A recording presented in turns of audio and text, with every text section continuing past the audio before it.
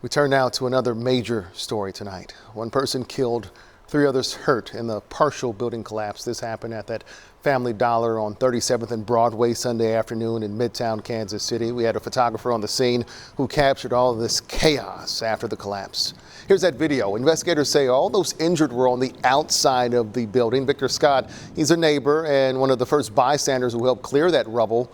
Scott heard a crashing sound from his home. He saw what happened and he rushed to help. I immediately rushed out, and me and a friend of mine, my neighbor, and we went over to the pile and started trying to help them take the brick out. One of the managers was trapped in the store. She was banging at the front of the building, and she couldn't get out.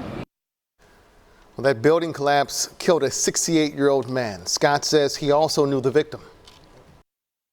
He was a quiet guy. He didn't talk very much, and he didn't socialize with a whole lot of people.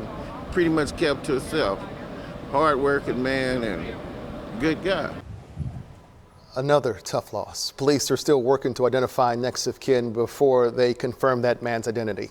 We recently learned a complaint was filed about the building 2 days before this incident took place.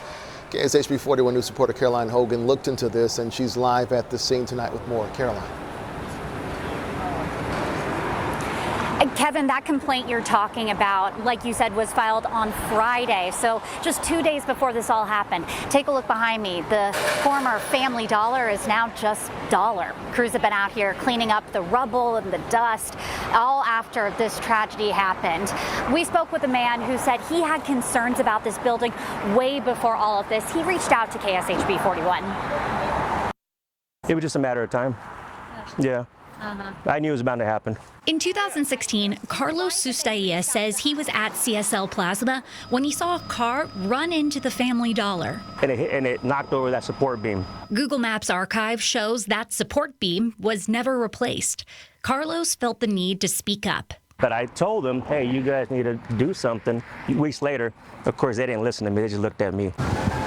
On Sunday, the building partially collapsed in that same spot, killing one person and injuring 3 others. But Carlos wasn't the last to speak up. A complaint was filed to the city just 2 days before the incident, saying the building was slowly tilting. That case is still open. I have questions about staffing and if there is more support we need to be providing through the budget and the decisions that we make. Casey Mo council member Crispin Ray wants to assess how these complaints are received and responded to. Right now, residents can call 311 or use the city's mobile app to make a report.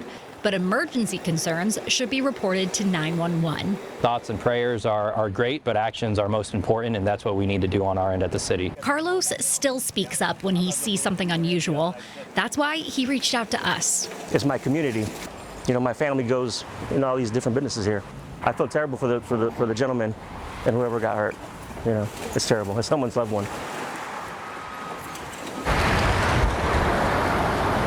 And you can see right there, just right in front of the site where all this happened, they've set up a small memorial with some flowers and a candle to honor the 68-year-old man who lost his life.